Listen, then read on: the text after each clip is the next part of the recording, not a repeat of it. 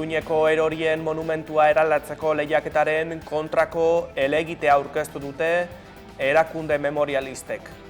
Argudiatu dute lehiaketa legez kontrakoa dela monumentu eta ikur frankistak erretiratu edo ezabatu behar direlako. Iruñeko udalak pasaden hilaren 12an jakinarazi zuen, martxan jarri zuela erorien monumentua memoria demokratikoa berreskuratzeko eta fasismoa salatzeko memoria museo izateko arkitektura lehiaketa. Lemoan bien bitartean bertako Agarre auzoko 4 etxebizitza bloke hustu nahi ditu Lemoako udalak eta etxebizitza horiek erabiltzen dituzten familiei 24 orduko epea eman die alde egiteko. Azken orduetan tentsio handiko momentuak bizi dira bertan eta Arratiako sare antiarrazistak salatu du beldurrez, gezurrez, mehatxuz eta tratu txarrez betetako prozedurarekin ari dela auzoa uzten.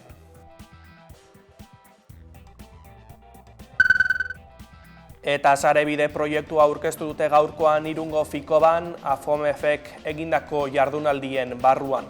Orotara 6 proiektu aurkeztu dituzte eta sarebideri esker Elujar Fundazioak, Euskal Herria Irratiak, Euskal Irratiek, Berriak, Kanaldudek eta Hamaika Telebistak lankidetza teknologikorako sarea sortuko dute eta baliabideak eta tresnak emango dituzte edukiak gehiago zabaltzeko eta jende gehiagorengana iristeko. Euskal Herria trinkotu eta hainbat lurraldetako herritarrak euskarazko edukien bidez konektatuko dira. 3 urtetarako proiektua da eta 2,6 milioi euroko aurrekontua du.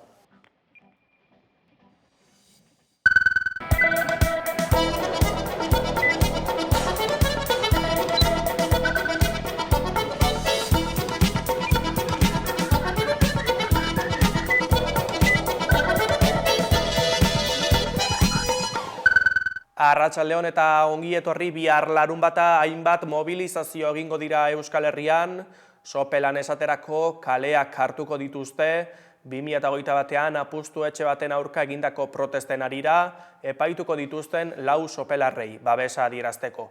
8 urteko espetxe zigorra eta guztira 112.400 euroko isuna eskatzen dituzte 4rentzako. Guk ulertzen dugu, modu batean edo bestean, montai polizial baten aurrean egon gaitezkela, edo prozesuak behintzat badituela utxune eta itzalgune asko ulertzen ematen digutenak nolabait hemen bazegoela asmo bat jende hau zigortzeko edo jende hau jasartzeko.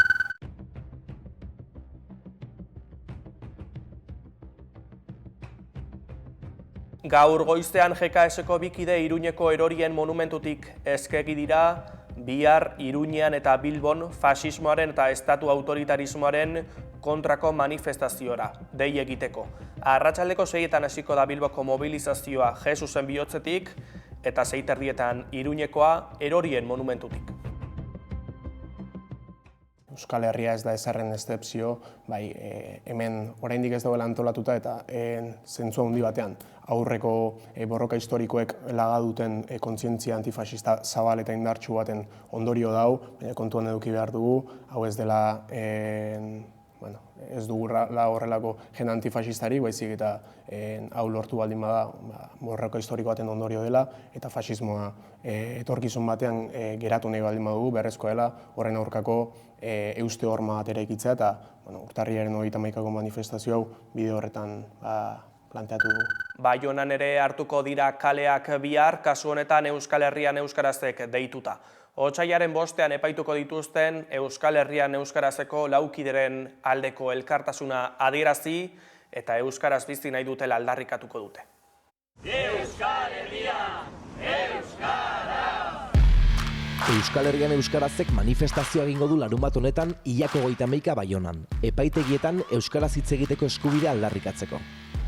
Deialdia azken hilabeteetan Baionako auzitegian izandako hainbat epaiketetan oinarritzen da, non epaileek 17 pertsonari euskaraz deklaratzea debekatu dieten, Frantziako konstituzioa aitzakiatzat hartuta.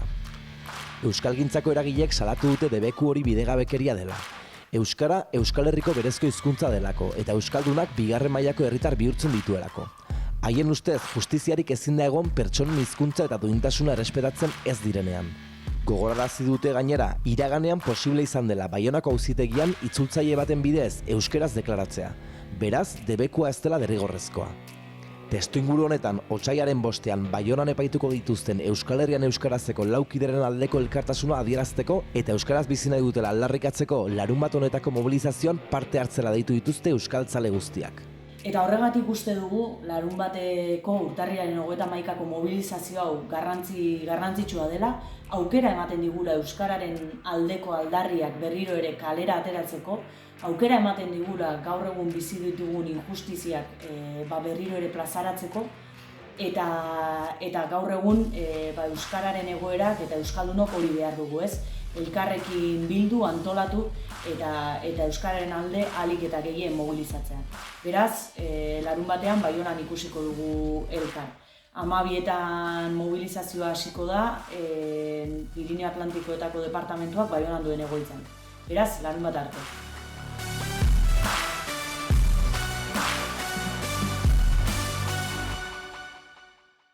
Gaiz beste eginda azken urteotan nabarmen hasi dira desokupazio enpresen esku hartzeak Hego Euskal Herrian, Etxebizitza Sindikatu Sozialistaren arabera, azken 2 urteetan gutxienez 26 kasu izan dira. Eta gehienetan, enpresa horiek ez dute familiak kaleratzea lortu. Sindikatuak ohartarazi du desokupazio enpresek mehatxuak eta jazarbenak erabiltzen dituztela, bereziki kolektibo zaurgarrien aurka. Etxebizitza Sindikatu Sozialistak doako etxebizitza unibertsal eta kalitatezkoaren aldeko borroka du helburu. Horretarako aholkularitza juridiko eta politikoa eskaintzen dute sindikatura hurbiltzen diren pertsona guztiei, etxebizitzaren arazoari aurre egiteko asmoz. Egia da, etxebizitza krisi batean gaudela eta horrek egoera asko geroz eta gehiago tenkatzen dituela. Eta nik uste analisia apur bat aurreko hamarkadetakoa eginda edo, etxebizitzaren arazoa joan da maila batetik bestera. Lehen jende askok bazeukan sarbidea jabetzan etxebizitza bat erostera. 2008ko krisia eta gero jende hori kanporatua izan zen, jabetzatik alokairura pasa zen. Eta gaur egun gertatzen ari dena da, geroz eta kapa zabalagoak, geroz eta kapa zaurgarriagoak eta pobreagoak direnak, alokairutik ere kanporatuak izaten ari direla, guk miseriazko etxebizitzak deritzogun horretara. Zentzu horretan, etxebizitzaren problematika hitz egiten badugu pertsona arrazializatuek eta etorkinek bereziki pairatzen dutela argi eta garbi dago. Eta gaur egun erreakzioaren gorakada batenpean hasi gara ikusten ere, nola inkluso etxebizitzaren arazoa pertsona hori etorkinei edo etorkinen bizkarretara jarri nahi duten batzuek. Aholkularitzan hartatzen ditugun problematikak askotarikoak direla, batzuk simpleagoak esan dezakeguna, kontratuan aldaketak egin nahi dizkizula jabeak, baina beste askotan gehiegikeriak dira eta igual kasurik gordinenak etxegabetzeak. Edota etxebizitzarik ez daukaten pertsonenak ere. Orduan zabalak dira hartatzen ditugun kasuistikak, baino etxegabetzena egia da oso problematika ohikoa dela. Zenbakietara joaten bagara, aurten 76 pertsona hartatu ditugu, irailetik 76 pertsona hartatu ditugu aholkularitzan, eta horietatik 36 zeukaten zerikusia etxegabetzekin. Hor, garrantzitsua da guretzat ere zehaztea etxegabetzei buruz ari garenean zeri buruz ari garen. Zan ere askotan imaginatzen dugu etxegabetze bat, irudirik gordinena, esango dugu ez edo ikusgarriena, epaile batek baimendutako etxegabetze bat, interbentzio polizial batekin, akaso sindikatuko kideak aurre egiten etxegabetze horri, baino etxegabetzeko modu asko daude. Bat da legala, deskribatu berri duana, baino etxegabetze extrajudizial asko ere ematen dira. Batzuk bortxaz eta mehatxupean, desokupen kasuan gertatu daitekenez, edo jabe batzuen kasuan gertatu daitekenez, eta beste batzuk, bortizkeria hori erabiltzeko beharri gabe, familiak ikusten dute haien burua behartuta etxea uzteko eta kalean geratzeko. Adibidez, prezioen igoerekin edo kontratuen bukaerekin. Iazko ikasturteko datuei erreparatuta, 128 pertsona, familia orokorrean, pasa ziren gure aholkularitzatik eta horietatik 74 zeukaten etxegabetzeekin zerikusia zeukaten arazo bat. Haietako batzuk haien etxean jarraitzen dute, lortu da etxegabetze horiek etetea edo atzeratzea, eta beste askoren kasuan etxea uztera ikusi zuten nahien burua behartuta.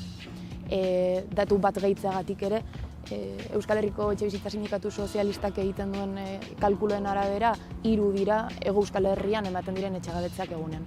Beraz, zifra kezkagarria da, eta kezkagarria da ere etxegabetzen inguruan ematen ari delako, gorakada reakzionario baten testu inguruan, sortzen ari dira baldintza sozialak etxegabetuak izango diren pertsonak kriminalizatzeko eta kulpabilizatzeko. Ulertezina da guretzat, bere burua horrelako egoera limite eta miseriazko egoera batean dagoen pertsona bati errua botatzea etxegabetua izango delako edota kriminalizatzea bere etxean lasai bizitzeagatik beragatik. Beraz, horri ere aurre egin behar diogu. Zentzu horretan, edo marko erreakzionario hori zabaltzen ari diren agente oso importante bat, desokupazio, enpresa fascista dira. Etxegabetze baten aurrean familia bat aurkitzen denean eta gure aholkularitzara datorrenean, askotan nik eta behin kontuan hartu behar dugu ze prozesuaren ze momentutan gauden. Ez da berdina esatea bihar etxegabetuko naute, ala prozesua hasi berri da eta jakin dezaket zer egin. Era berean ez da iguala etxegabetze judizial bati aurre egiten badiogu, edota mehatxuen edo desokupazio enpresen eskuhartza dagoen etxegabetze bati aurre egiten badiogu. Etxegabetze judizialen kasuan garrantzitsuena da informazio bilketa hori ondo egitea eta bide judizial guztiak ukitzea. Horrekin lortu dugu etxegabetze asko atzeratzea eta beraz hori da eman beharreko lehenengo pausua. Baina lehen esan bezala bide judizial hori ere amaitu egiten da. Legeak badakigunez ez daudelako eginda, jendeak bere etxean mantentzeko negozioaren alde daude eginda. Orduan bide judiziala amaitzen denean, bide sindikala, presioaren eta publiko egitaren bidea hasten da. Hor, sindikatuak martxan jartzen ditu bere mekanismoak, ezagutu dadin zer gertatzen ari den eta azken momentura arte etxegabetze horri aurre egiteko. Etxegabetzaren egunean bertan, atearen aurrean jartzeko aukera ere beti dago eta momentu horretaraino ateak ez daude itxita. Momentu horietan komitiba judiziala etortzen da eta haiek daukate azken hitza. Beraz, azken momenturaino ere borroka hori mantentzen dugu. Bide honek, presioaren bideak, borrokaren bideak fruituak ematen dituela argi daukagu. Etxegabetzeak etetea azken momentuan eta presioaren bidez lortu dugu. Eta, instituzioei ere gauzak mugiarazten dizkiela argi daukagu. Desokupazio enpresen esku hartzeen hazkundea nabaria izan da azken urteotan. Izan ere, Euskal Herriko Etxebizitza Sindikatu Sozialistak zabaldutako datuen arabera, azken 2 urteetan 26 esku hartze izan dira. Hoietako 3 Bilbon, 2 Donostian, Gasteiz, Iruña, Zumaia eta Barakaldon, eta esku hartze bana Amurrio, Oñati edo Eibarren, beste batzuren artean. Sindikatuak jakinarazi duenez, kasuen 85%ean desokupazio enpresek ez dute familiak kaleratzea lortu. Horregatik, erakunde hoien aurrean antolakuntza eraginkorra dela ziurtatu dute. Hoiek horrela, une honetan desokupazio enpresen jazarpena pairatzen ari diren 4 familiekin elkarlanean ari dira. Hoietako 3 Bizkaian bizi dira, eta bat Gasteizen. Gainera, jabe txiki batek kontratatu du enpresa hau, bertan etxean bizi den familiak ikiltzeko, intimidatzeko eta bertatik alde egiteko. Jabe honek ezin du judizialki edo bide legaletik familia hau kanporatu iruzurra egiten ari delako. Eta orduan, bide extrajudizial eta parapolizial honetara jo du, presioa goranzkoa izaten da, bisitak tartekatzen dituzte eta geroz eta presio gehiago egiten diete familiei.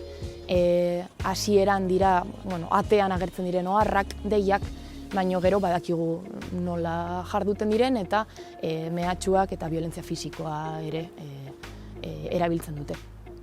Ildo horretan, Desokupa Castilla y León konpainiak Bizkaira egindako bisita nabarmendu dute. Bertan, mehatxuak eta gorroto mezuak zabaldu dituzte. Alabaina, azaldu dutenez, ohikoak dira horrelako jardunbideak desokupazio enpresa hauetan. 2025ko urrian, desokupazion legal enpresa etxe bat legez kanpo usteko asmoz hurbildu zen Lujandora. Han, albisteak ubritzen ari zen Aiaraldea komunikabideko kazetari bati mugikorra bota eskua zapaldu eta mehatxuak egin zizkioten desokupazio enpresako kideek. Desokupazio enpresa hauek arriskutsuak dira ez bakarrik egiten dutenagatik beragatik, baizik eta sortzen ari diren diskursoagatik, zabaltzen duten ideologiagatik. Erreakzioaren aurrelariak dira eta zabaltzen dituzten ideiak dira guztiz antiproletarioak. Hasi dira sortzen horrelako egoera sozial bat zeinetan praktika hauek gero eta gehiago onartzen ditugun. Honek esan nahi du ez bakarrik desokupa agertzen denean, baizik eta nire jabeak gehiegikeri bat egiten duenean nire kontra topatzen duela ja gizarte bat geroz eta eskuinerago dagoena, geroz eta gehiago onartuko dituenak praktika antiproletario hauek.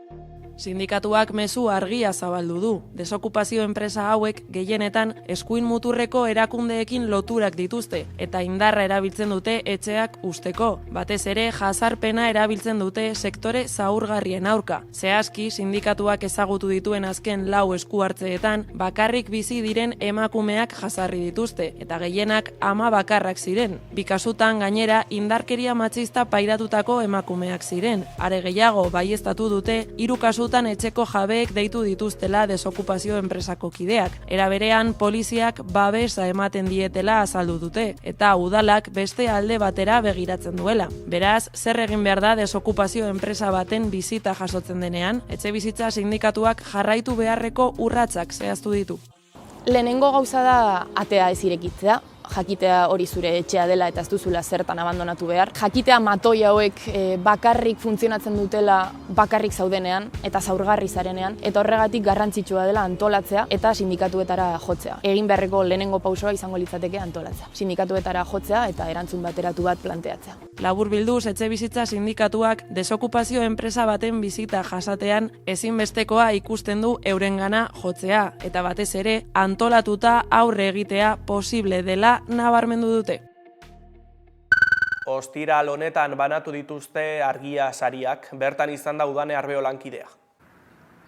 Euskalgintzaren ordezkaritza zabala elkartu da Usurbilgo Atxega jauregian, 37. argia sariak banatu dituzte, hori bezala 6 banatu dituzte. Aurrena, prentsa saria jakinentza da, zergatik eta zertarako Josia Zurmendi zenbakiagatik. Bigarren saria ikusentzunezkoa Enarak dokumentalak jaso du, entzunezko saria Antxeta irratiak, internet saria Inguma datu baseak, merezimenduzko saria Zenbat gara elkartearentzat izan da, eta azkenik kanpaina honenaren saria Aroztegiko elkartasun komiteak jaso du. Gaur hemen elkartu gera Usurbilgo Atxega jauregian, 37. edizioa da, 37. aldiz argia sariak egin dituguna, eta argiarentzat oso egun garrantzitsua izaten da, egun honek sariak banatzeaz gain, elkartzeko gune bat izaten da, bai Euskal Herriko hedabide desberdinetako jendea, gure kolaboratzaileak, argiako lankide guztiok, instituzioak, eta azkenean hemen ere elkarlana asko sortzen dira hemendik, ez? Eta gainera sari hauekin erakusten dugu azkenean euskarazko komunikazioa ere indartsu dagoela eta urtez urte daukagula, ez? Benetan nabarmentzen den proiektu asko daudela eta oso pozgarria da jendea honekin guztiarekin elkartu ahal izatea gaur hemen.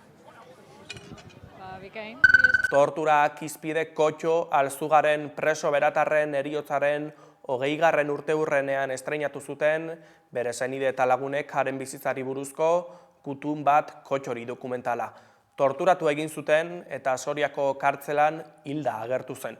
Otsailaren 13an gaueko 10etan Hamaika telebistan dokumentala ikusteko aukera izango duzue. Kotxo Alzuguren preso beratarra Soriako kartzelan hilik aurkitu zutela 20 urte baino gehiago dira eta haren bizitzari buruzko dokumentala burutu dute lagun eta familiak. Dokumentaleko parte hartzei Ekinez Apirainekin elkartu gara. Loratzen dokumentala hori zen hasierako izenburua, gero bidean zehar gauza unitz pasatzen dire eta orduan bihurtu zen Gutun bat kotxe hori dokumentala, baina loratzen da egitasmo orokorra edo. Kontua da, kotxon bizitza kontatzen duen dokumental bat dela, Gutun bat kotxe hori, kotxo zen Jose Angel Altzuguren, beratarra, eta 2008ko urrian 30ekan Soriako espetxeko bereziegan hilik topatu zuten, ez? Orduan, Gutun bat kotxe hori dokumentalak egiten duna da kotxon bizitza bildu, eta nolabait helburua zen bizitza kontatzea bere heriotza ulertu ahal izateko, ez? 20. urte hurrena zetorren, iaz, 2008an bete ziren 20 urte, hilik topatu zutenetik, eta 20 urte bazen ez, zenbaki borobil bat, eta berako espido baita elkartetik bazegoen gogoa zerbait berexia egiteko, urtero hiltzen urtetik egin zaio omenaldi txiki bat, eta 10. urte hurrenean ere egin zen, herri antzerki bat eta bazkari bat, baina zerbait berexia nahi zen, ez? Eta aldi berean ere ikusten zen, 20 urte pasata gero, bazegoela isiltasun handi bat, gaian inguruan, lanketa bat egiteko beharra, eta batez ere, herriari edo belaunaldi berriei azaltzekoa zer gertatu zen, ez? Eta bizitu zutenek ere ongi ulertzekoa. Orduan, erabaki genuen dokumentala martxan jartzea, eta hortik jaio da, Gutun bat kotxe hori dokumentala, erran bezala kotxon bizitza biltzen duena, eta nik egia da dokumentala ikusita gero, bertze kotxo bat edo bera ezagutu dudala, baina dokumentala egiten hasi baino lehen, nik nekien apurra zen beratarra zela kotxo, agitze aktiboa herriko mugimendu guztietan edo salsa guztietan, agitz alaia zela edo behintzate anekdota unitz zituela alaitasun edo zoriontasun horren bueltan, eta 2001an atxilotu zutela lehendabiziko aldiz, bere inguruko batzuekin, lagun batzuekin eta familiako kide batzuekin, torturak salatu zituztela atxiloaldi hortan, eta gero espetxera sartu zutela. Orduan, 3 urte terdira atera zen, ez zitzaielako epaiketa egin, eta eskatzen zitzaienaren erdia baino gehiago ez, betea zutelako, kanpora atera zen, eta hor banekien zerbait aldatua zela, hori behintzat nik ere jaso dut. Eta gero berriz ere sartu zuten. Gaizki zegoen, depresioa zuen eta diagnosi bat zuen, baina hala ere berriz ere sartu zuten, eta egun gutxira, bigarren aldiz atxilotu eta egun gutxira hilik topatu zuten. Kotxorena etzen kasu isolatua izan, tortura sistematikoa izan zen. Hori ala dokumentalaren bidez tortura kasu guztiek salatu nahi izan dituzte. Nik uste dut helburu nagusia ere ez dela, gai hori mahai gainean jartzea, gai horrek ekartzen zuena edo ekartzen duena oraindik ere ekartzea errealitatera, herrira ez, eta belaunaldi berrietara ez. Azkenean tortura gure herrian urte luzez pairatutako zerbait da, eta unitzetan nik baut sensazioa iraganean solasten dela torturari buruz, eta dokumental hau egiteak erakutsi du zenbat duen orainalditik torturak oraindik ere ze bizi dagoen gure artean, torturak ekarritako ondorioak ere ez. Eta beti erraten dugu ez, kotxoren kasua kontatzen du dokumental honek, agitz personala da ze bere bizitza kontatzen da, hasi eta buka, aldena behintzat, baina aldi berean ere bada ez, Euskal Herrian torturatu dituzten bertze pertsona guzti horien historioa ez osoa akaso, ze bakoitzarena ezberdina da, baina bai baditu ez antzekotasunak momenturen batean. Eta ez pertsona horiena bakarrik, ez torturatu horiena bakarrik, baizik eta haien inguru guztiarena, ez? Haien herriarena, haien lagunena, haien familiarena.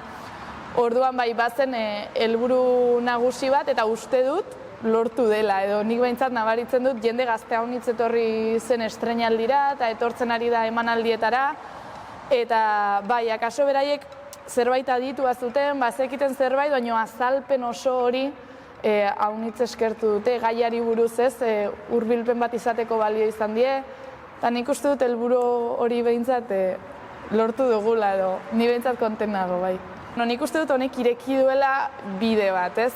Kostako dena egitea, baina azkenean tortura bazen momentu jakin batean ez, pertsona batzuengan egiten zen, ez dakit nola erran ez, erabilpen fisiko hori edo min fisiko hori, fisiko eta psikologiko hori, baina aldi berean zen estrategia oso bat, agitz ongi diseinatua zegona eta agitz korapilatxoa zena, gero min puntual horrek irauteko eta beldurra edatzeko eta min hori zabaltzeko, ez?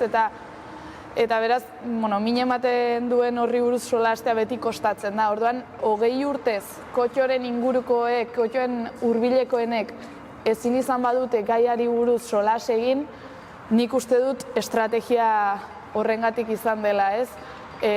Hor gauza unitz korapilatzen direlako, minak, beldurrak, erruak, ez? Azkenean, hori zen sare konplexo horren parte, ez? Orduan, nik uste dut honekin hasi garela, poliki, horri buelta ematen saiatzen. Orduan, nik hau ikusten dut hasiera bat bezala, pixkanaka solasean hasteko, pixkanaka elkar babesteko honen bueltan ere, ez dakit, ez? Nolabait zerbait irekitzeko, eta benga, intzinera egiteko, ez? Orduan, lehendabiziko pausotxoa eman da, dela dokumentala egitea, eta unitzek, dokumentala elkarrizketez osatzen da, eta unitzek beraien kuadrillakoa edo beraien herrikidea aditu dute lehendabiziko aldiz gaiari buruz solasean pantalla batean, ez? Orduan, hori izan da lehendabiziko aldia, ea orain hasten garen poliki parez pare ere elkarrekin solasten, aditzen, ulertzen, eta, aintzinera egiten. Loratzen egitasmoaren baitan eraman dute aurrera gutun bat kotxori dokumentala. Loratzen zergatik, enbor bat moztu zutelako gaur egun ongarria dena. Metafora bai bazen hori ez, zuhaitzarena, nola batzuetan zuhaitzak ebaki egiten diren, erortzen diren eta aldi berean ongarri bihurtzen direnez, gero hazi berriak ateitzeko eta basoa baloratzeko, ez? Orduan, nik pixkat ere metafora hori tiraka dokumentala hola ikusten dut, ez? Enbor bat moztu egin zuten, kasu honetan erori zen eta hiltzen zuhaitzura. Eta, zoritxarrez ez, baina aldi berean ongarri izan da eta ziur aski hortik ere gauza berriak sortuko dira eta sortzen ari dira, ez? Orduan, bai.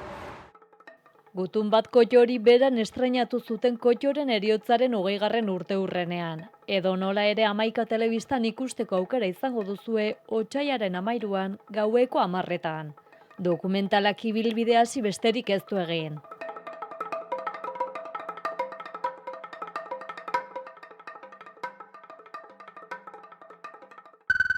Gure aldetik besterik ez, informazioa astelehenean izango duzu hemen betiko lekuan eta betiko orduan, ordurako otsailare izango da behingoagatik. Gogoratu albisteak une oro gure sare sozialetan eta hamaika.eu dituzuela eskuragarri, Orsini taldearen hitzen errebotean abestiarekin utziko zaituztegu. Astelehenera arte, asteburuan.